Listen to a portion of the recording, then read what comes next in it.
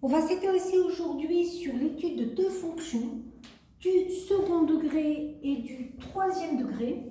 Donc là, je vais écrire une fonction du troisième degré, x cube moins 3x carré plus 2, en utilisant la notion de fonction dérivée. Donc là, on se place dans tous les cas sur des nombres réels. On peut calculer les images, quelle que soit la valeur de x. On va commencer par calculer la fonction dérivée qui va nous servir à faire le tableau de variation. Donc il faut se rappeler que quand il y a un nombre multiplié par une variable x, on laisse toujours le nombre devant. Le nombre ici, si devant en avoir un, ça serait le moins 1. Donc on va laisser le moins devant. La dérivée de x au carré, on descend toujours la puissance, ça va devenir 2x. La dérivée de x, ça donne 1, puisque x écrit sous la forme 1 fois x, et la dérivée de 3, ça fait 0. Et là, on se rend compte que l'expression de la dérivée est une fonction affine. Le but, je vous le rappelle, dans un tableau de variation, c'est de trouver le signe de la dérivée. C'est-à-dire, concrètement, je vais avoir un tableau où je vais avoir moins l'infini plus l'infini, x, le signe de la dérivée, puis les variations de la fonction f. Cette fonction affine, je vais regarder à quel moment elle s'annule. Ça revient à dire que 2x plus 1 égale 0. Ce qui veut dire que 2x égale moins 1, puisque je fais passer le plus 1 de ce côté-là.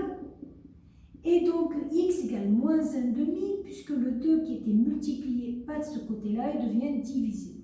Donc là, j'ai moins 1 demi ici qui va annuler ma dérivée. Et concrètement, pour trouver le signe, si je regarde ma fonction affine, elle a un coefficient directeur qui est négatif, donc une pente négative. Elle va donc être décroissante. Si elle est décroissante, elle passe du plus au moins. Vous aurez donc une fonction qui va être croissante, puis décroissante, avec un maximum qui sera l'image de moins 1,5. Voilà pour la fonction du second degré. Quand on dérive sur du second degré, on tombe sur une fonction affine et on aura toujours une expression de signe de cette fonction de la façon suivante. Si on prend du troisième degré, je vais dériver. Il faut se rappeler que la dérivée de x cube, c'est 3x carré. Donc une méthode pour s'en rappeler, le 3 passe devant et on baisse d'une puissance. Le moins 3 fois est multiplié avec la variable x, donc on le laisse devant. Et on dérive la fonction x carré. Le 2 passe devant et on enlève une puissance. Le 2 étant une constante, quand on dérive, il ne reste plus rien, donc plus 0. Et là, on se rend compte qu'on tombe sur 3x et on peut factoriser x moins 2. Toujours pareil, on veut trouver le signe de la dérivée. Pour cela, on va regarder à quel moment elle se nule. On arrive à 3x facteur de x moins 2 égale 0. Un produit est nul si l'un de ses facteurs est nul, donc soit 3x égale 0 ou x moins 2 égale 0.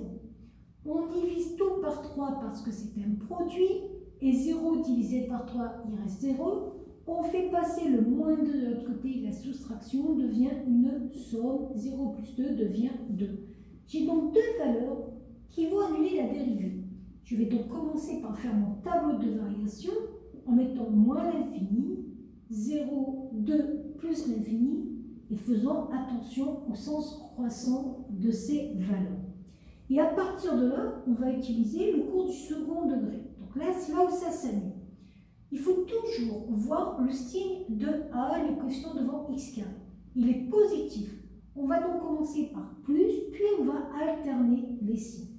Quand la dérivée est positive, c'est que les tangentes ont une pente positive. Ça veut dire que votre fonction est croissante. Puis les pentes sont négatives des tangentes, donc décroissant, puis croissant. Et il suffira après de calculer les images, donc f de 0 ici et f de 2 ici, pour avoir le tableau de variation. Voilà!